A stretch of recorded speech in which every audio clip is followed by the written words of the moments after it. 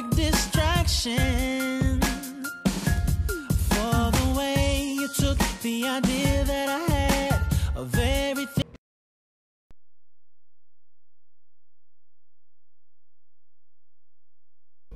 Hey guys, KiwiSylveon, and welcome back to Seduce Me to the Demon War, Erik's route, and holy shit, I just realized how pissed off Erik looks. In the last episode, we kinda attacked Erik thinking he was the Demon Lord. Yeah, and apparently Diana has a secret to tell us, all this bullshit, or whatever. And yeah. The image around me quickly affirmed its force from before as I watched as Erik appeared from the brush. The spirit quickly moved to be near my side as Erik glared at the spirit. That's enough! No! I won't do it! Erik's glare could almost kill. As his erythro tendrils appeared around him, the spirit began to pose defensively.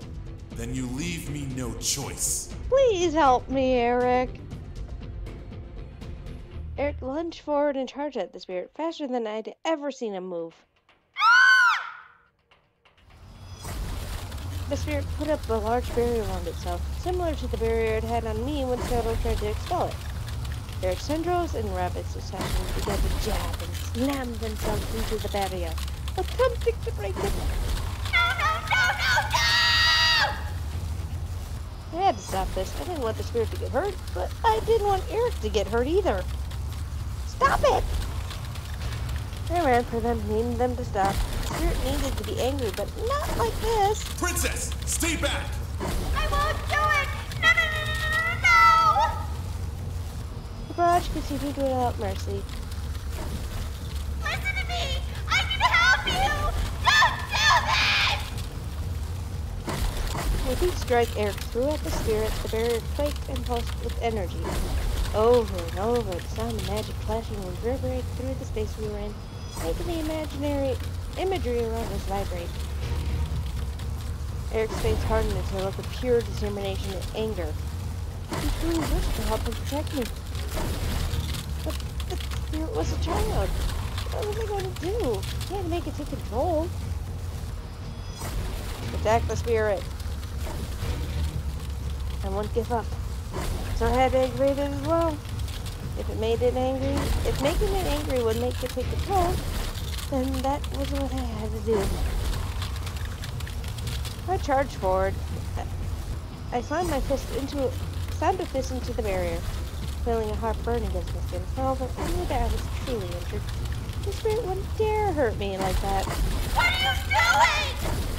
Sorry!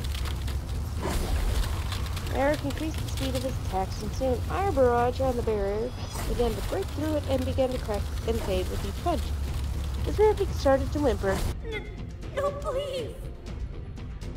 Sorry. My heart felt like whimpering as well, but enough was enough. I had to fix this. With the final attack, Erik and I landed a blow together. Aww. Fiancés fighting together. Sorry, I hit my mic again. Fiancés fighting together. Aww. Smashing through the barrier and impacting the spirit. To my surprise, the attack landed against what felt like a glass orb.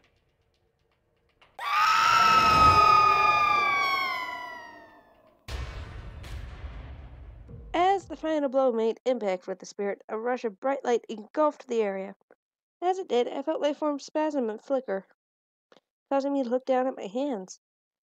Through the blinding light, I could see them trembling as they slowly began to turn transparent. What the? Hi, Erik! I looked up to see Erik rushing for me, panic written all over his face. What was happening? I began to run for him as my body began to glow a deep red and purple color. Erik! Within seconds, Erik reached me and wrapped his arms firmly around me, throwing us both in a red glow. I felt safe and the transparency in my hands faded away. I've got you! Don't let go of me! I nodded and gripped Erik tightly, feeling something try to pull me away. I shut my eyes, focusing on staying close to Erik. Digging my nails into his vest and shirt, I pulled myself tighter against Eric's chest. My breath felt as if it were trying to escape from my lungs, but Erik gently moved a hand to tilt my head and cover my mouth with his. I felt him breathe and replace the air I had lost, desperate to keep me alive. Was I dying? At last, the pull on me stopped, and the world around us grew dark. The forest was gone, the spirit was gone, we were safe.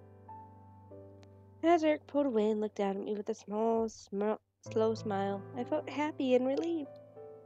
I had been saved from whatever the spirit tried to do, and I was thankful to him for rescuing me when I needed him. I might have been strong, but being in Erik's arms always made me feel stronger. Erik and I collapsed into each other, closing our eyes and escaping the depths of my mind at last. I wanted to rest a while longer. I felt my body slowly come back to life as I awakened as if from a dream. My eyes were blinded by the light in the room, but slowly adjusted so that I could see everyone staring at me in relief. She did it. They did. Yeah, Damien, correct your brother. Oh my stars and garters. Twilight, you are so cute. Apparently she's half, nymph or fae or something like that. Like she's actually a demon. Same with Irene. I think Norn's just naturally bubbly. I don't know. I don't know her story.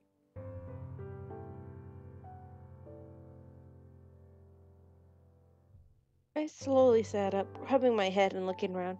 From everyone's faces, no one had rested. How long had we been out? As I thought of Erik, I looked to my side and see him slowly rising from his sleep as well, still holding my hand. I smiled, remembering how he had sat by my bedside the day Diana came for him. Nostalgia hit me hard as I pulled Erik gently to me and wrapped my arms around him. Love? I'm here, Erik. My heart felt like singing 1,000 songs. This was all too amazing, and I was joyful as could be. There was no hint of the spirit left within my body, and I could tell that everything was all right now. I was free to show Erik how much I loved him. Erik wrapped his arms around me and buried his face in my neck, relieved as well. I'm so happy. Me too. I ignored the giggles and sighs around us. All I cared was Erik in that moment. Diana, however, wasn't too settled in wanting to interrupt our moment. Erik and I looked over at Diana, seeing her exhausted expression. From her eyes, I could tell she had spent a lot of energy, and I was responsible for that. Glad to see that it worked, and that you two are okay. Now, if you'll excuse me, I must rest. Diana said nothing more as she turned to leave the room. I stopped her. Diana! Thank you. Thank you so much. You're welcome. Aww. Diana is our best demon friend ever! With that, Diana and the other rebels leaders left the room, leaving the incubi and the wives with us. Still, we should take some time to do some last-minute training and preparations before heading to bed. We leave first thing in the morning. Everyone nodded in agreement. I, however, felt the events that had just occurred weighed me down, and I tiredly lowered my head. I'll just head to the room if that's alright. Huh? All right. I'll be there soon. I nodded and waved to the others before heading towards my room and making my way to the bed that called my name. As I left, I searched for Diana. Time had passed, and I knew now was the moment to get my deserved answers. At least I wasn't being followed, so I began to scour the castle, trying to find where Diana had gone off to. Hi, Cero! At the sound of Cero clearing his throat, I quickly turned around and saw Cero look to me as if he was waiting for me to turn around and face him. As I did, he nodded his head and gestured to follow him. As I did, following him into a new branch of the castle I had not been in before. I was stunned to see such a place, but as I walked on, the air seemed to grow fresher with each step. Eventually, I was led to a door. Shadow slowly opened it, and I could only stare at what I had been presented. Oh, hello. A large forest, obviously hidden and bound by magic, stretched as far as my eyes could see past the door. As I stepped out, I could feel that I was somehow in another void, some sort of protected place in the castle. Now I'm getting tired, so my voice is going to be a little deeper now, so sorry about that. I continued to walk, taking in sights around me. The trees were lush, and the air was as fresh as the countryside in the human world. Despite the feeling of magic around me, I could tell this place was an tainted sanctuary. Soon enough, however, I stopped at the side of Diana, kneeling by a large and beautiful pink and purple tree. She had her head bowed, as if she were praying, so I very slowly walked up beside her, wondering what she was doing. The song she was muttering was unfamiliar, but the sight of her hands made me the sight in her hands made me silently gasp in surprise. A small silver crown, barely large enough to fit a newborn's head, rested in her hands as Diana stared down at it lovingly. The way she held it on her palms showed its significance, as if it could break at the smallest movement.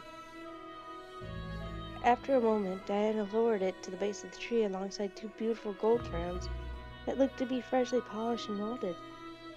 As Diana pulled her hands away, she looked to me with a slight frown. This was my punishment. This? Diana nodded and turned her head back to the crowns. Before I went to the human world, I was a simple princess. I studied every topic of knowledge known to the abyssal planes, and trained to one day become a strong and powerful queen. That was all thanks to my mother and father. My eyes drifted to the two crowns, realizing the significance. Diana continued. Months before I was supposed to be wed to James, my mother and father told me that I was going to have a baby sister. I couldn't have been any happier. Every descendant of Lilith is born a single child, but to have a sibling. The small crown caught my attention as Diana let out a shaky sigh but kept speaking. I vowed to protect her and my parents, knowing that the wedding would ensure our kingdom's safety. But when I arrived at the Demon Lord's castle, I was told that the wedding was cancelled, and the agreement that kept my kingdom safe was on the verge of dissolving, because my husband and his brothers had run off. My instinct was to run back home, protect my city and my family at all costs. But another urge struck me at the same time. What do you mean? Diana looked up at the tree's leaves, causing me to do the same. On each branch were a plethora of purple fruits that resembled peaches. I was stunned to see so many hidden beneath the leaves of the tree, but Diana's answer caused me to look back at her attentively. In the kingdom of heaven, there is a city called Yggdrasil. It runs like clockwork, and the spirits that live there are the ones who influence everything that happens in the human world. The weather, the environment, everything. I stared wide-eyed at Diana. There was a city that was devoted to that? How the hell did that even work? Diana continued, trying to ease my confusion.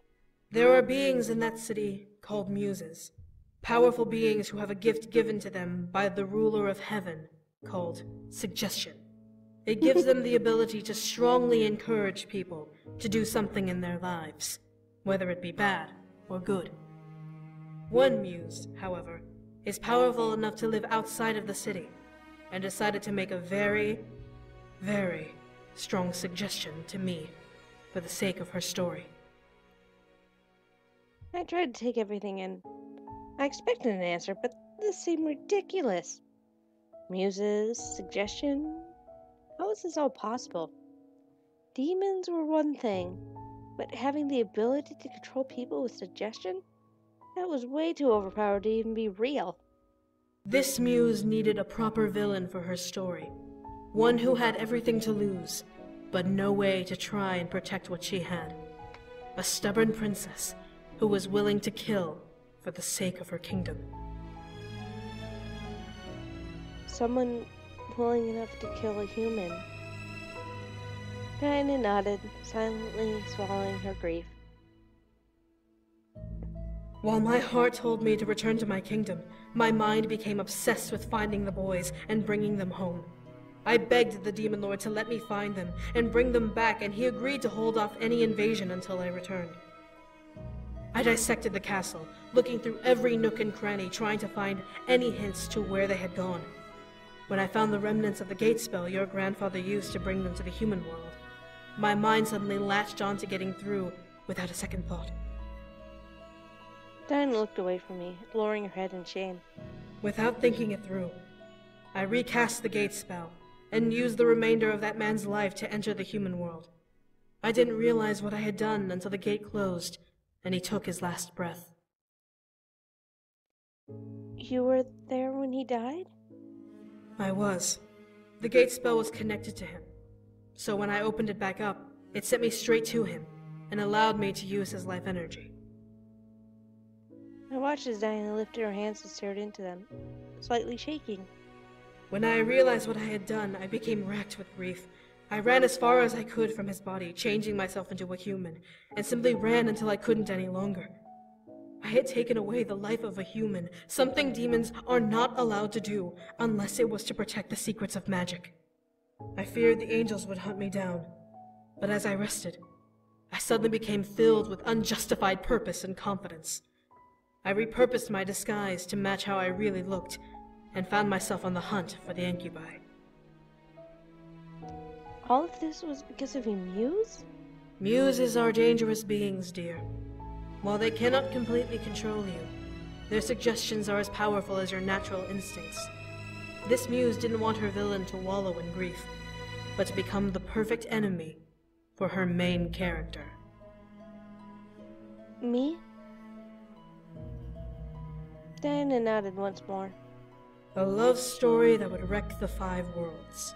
A romance of a human and a demon prince. When the love of a human is said to be impossible to gain, could a simple human have the strength to obtain it with her heart? It all made sense. Diana killed my grandfather, who granted me his mansion where I met the incubi. All the pieces of my past were aligned with Diana being both a victim of circumstance, the inciting incident of my life, and the villain I had to go up against. I stared at my knees, feeling my mind jumble at pieces, piecing everything together. My life was written out by someone beyond my control. I started to question everything. Were any of the choices I made in my life my own? Sensing my fear, Diana placed a hand on my shoulder and I felt her calm anxiety. As I looked up at her, she gave me a sad smile. Before you think that your life is a lie, know that a muse only has the ability to focus on one individual when making their suggestion. Every choice you made was of your own design, even the part when you told me off. Yeah, we kinda did tell her off. Yeah, that was fun. I would do it again, too. I looked deep into Diana's eyes, seeing her sincerity and wisdom of the words she spoke. I felt relieved that I was in control of my life, but to have a story laid out for me was something I wasn't prepared to completely take in. Maybe it was better to be ignorant. I shook my head and attempted to change the subject.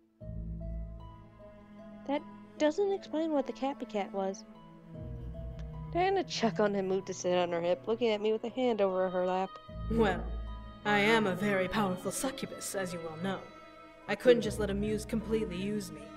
So after I stole your energy that night, before I returned home, I forced the suggestion out of my soul, hoping to be rid of it forever. Unfortunately, when I returned and found my kingdom in flames, my grief resurrected it, and it became a permanent part of me, haunting me and reminding me of what I could have been. A ruthless, cruel temptress that could have killed another human to get her way. It forced me to believe that everything was my fault, and In a way, it was. I wasn't strong enough to stop the suggestion from taking over.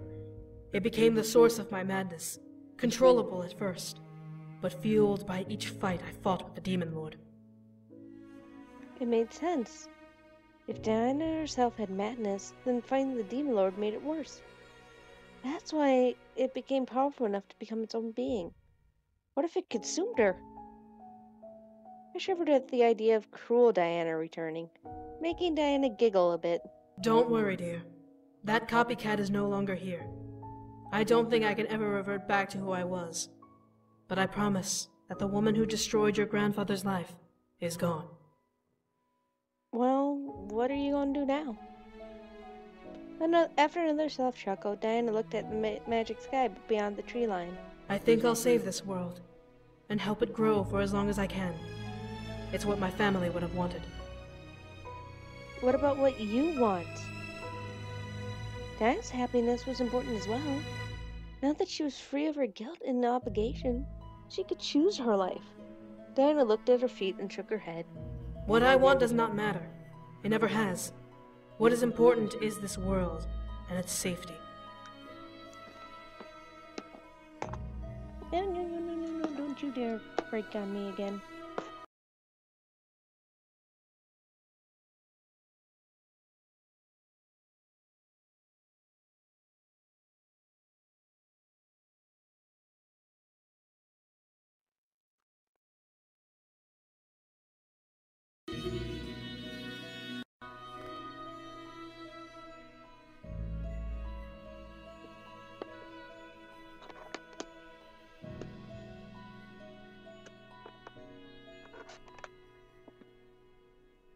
There we go. For once, I was able to understand what the copycat meant by her having a golden heart. I felt a little envious and a little pity for her. Hopefully she would be truly happy just helping the demon world without expecting anything in return. I left her by the tree to prepare for the morning. We needed to rest, and Diana wanted to be alone with her family one last time before the siege. Hey. Huh? What is it? Keep everything that happened between us. I'm asking sincerely. Sure, whatever. With a nod, I smiled and made a silent promise to keep quiet. With that, I returned to my room. Aw, Diana's smiling. She's so cute. I finally reached my room and let my body fall onto the bed. I let out a sigh of utter pleasure as I felt the cloud-like bed cradle my body on its surface. I was beyond happy.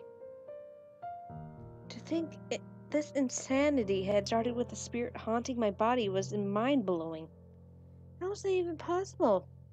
No one would ever believe that, but it happened to me of all people.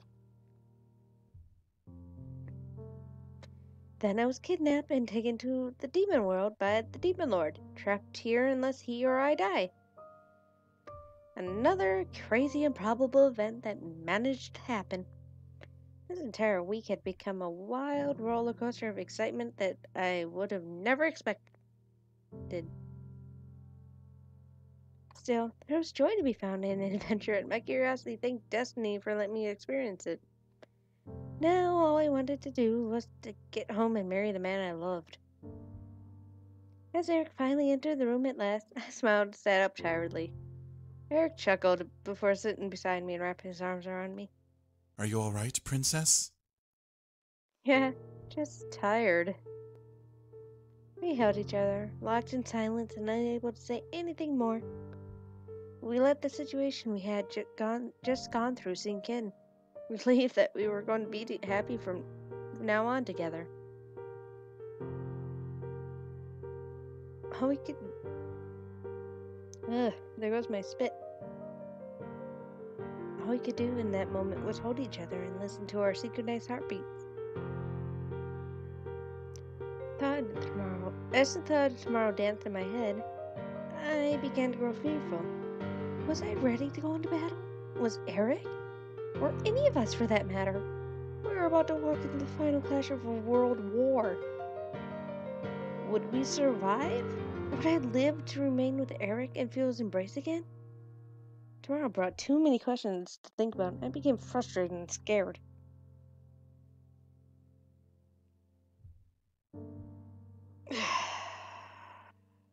Vibrate. Bring out the holy water and whatever we need. It's about to get smutty in here. I needed to hold him and treat the night like it was our last. Tomorrow was unpredictable, but tonight was guaranteed. Aww. It is so cute. Now change those to blue and you got Heidi right there. I ran my hands over his vest and looked up into Eric's eyes, seeing him meet mine in a loving gaze. He seemed to understand silently exactly what I wanted as he gently leaned in and kissed me. Aww. That shows how much love he has. Oh, Erik, it's okay. My eyes naturally closed, feeling the warmth of his embrace completely engulf me as I draw me into a state of peace and comfort. The world around us vanished as I became lost in his arms. My fingers danced over each button of his shirt and released them as our kiss slowly deepened, revealing his bare chest and letting me feel the heat of his skin beneath my fingertips. His touches were gentle, sweet over my own clothes. The mutual need between us was as fluffy as a fairy tale, and with nothing to hold me back anymore, we would drift into a blissful euphoria in each other's arms before the battle for my freedom began. Aww.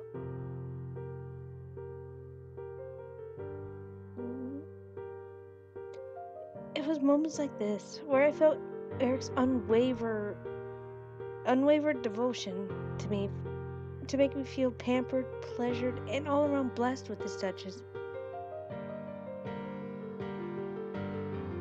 All around blessed with his touches, his kiss, his breath against my skin. Still, his intricate hold on me only escalated as the clothes began us were tossed away from us, leaving us bare and leaving me in a wanton state of mind in his hands. I was perfect putty for him to meld, and every caress over my skin was paradise. My body drowned in ecstasy as his fingers massaged over my skin, his kisses over my shoulder shooting little jolts of pleasure through my spine as our voices drifted to soft sighs and moans. I was his princess, and he was going to serve me every bit of his love, hugging me to him from behind and ravishing me as if he knew exactly what I wished to feel. He was just that intuitive to my feelings. Aww, that is so sweet. That part of him was one of the many reasons why I loved him.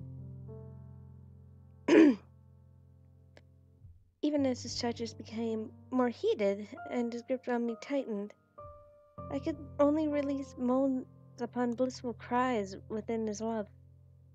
My fingers became laced in one of his hands as his other explored every sweet spot in my body. The ride became a misty haze of pleasure, my fingers on my free hand burying into his copper hair as his hold on my waist guided our lovemaking. The grip we had on our entwined hands tightened with each pulse of pleasure that rushed through us. Our names became a repeatable chant, echoing through the room, and as the air became filled with heat and the bittersweet smell of sweat, any other sound between us became carnal and wordless. We knew exactly what to do and how to drive each other to our joint pinnacle of pleasure. As we peeked over it, the loud cries we released became the sweetest thing I had ever heard, burying itself into my memory. Oh my god. It is kinda sweet. Aww. Between Erik and James and... Oh, they had the sweetest love. And then there's Handlebars Sam. Sam Handlebars, please. The afterglow was just as perfect. Eric's arms around my waist and his loving kisses over my cheek and neck. I love you. I will always love you. Erik smiled and nuzzled me before pulling me against his body, giving me his chest as a pillow to rest on. I gladly took it, nuzzling him and listening to the sound of his beautiful heartbeat pounding in his chest. His heartbeat pounded for me. I could hear the love beat in each pulse, and it made a smile dance over my skin. I became confident and filled with determination, ready for the day to follow. Tomorrow would decide everything. Yay! Yay! Yes, my lady. Rap. Yes, ma'am. Rep. You and Wait, huh? We've organized our... if Yay. anything trickles into the side route. What is it? If you are indeed attacked, you Erik, need to like- defend your fiancé the entire What? way there. Do not let him use his energy. Are you out of your mind? Yes, she is. When you get to the castle, I will be fighting one-on-one with the Demon Lord. If something should They're happen to both me, clearing each then other. I need Rabbit's you to just take like, over. Hi. She is not ready to fight him, and you need to be at full strength to finish him off. Rabbit's like, hi, I'm still here. You two are just going to glare. Bye. Besides, she can handle herself just fine. I trained her myself, after all. Yes, she did. Yay.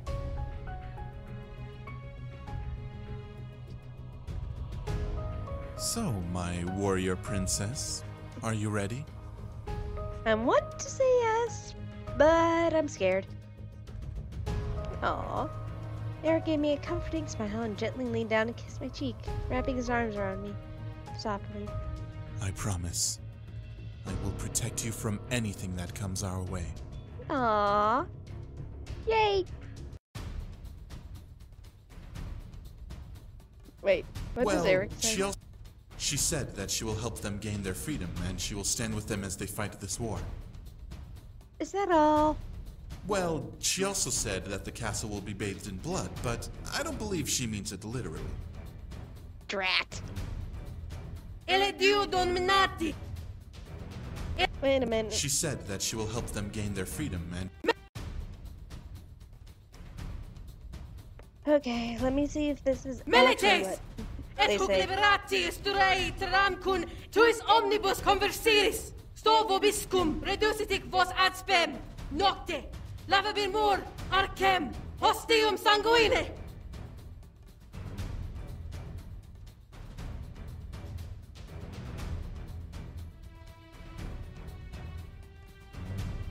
Time to see if this I'm gonna have to pause this while I try to put all this in there. Alright, so I did translate it, and oh boy, it was right. According to what it says, Soldiers, and here your liberty has been born with all your company.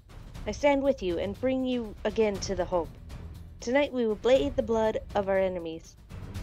So technically, she was right. I mean, they were right with the translation, and while I was doing that, my timer went off, so... I will see you on the next episode, where holy shit's gonna happen. Remember to leave a like, comment, subscribe, and I'll see you guys then. Bye!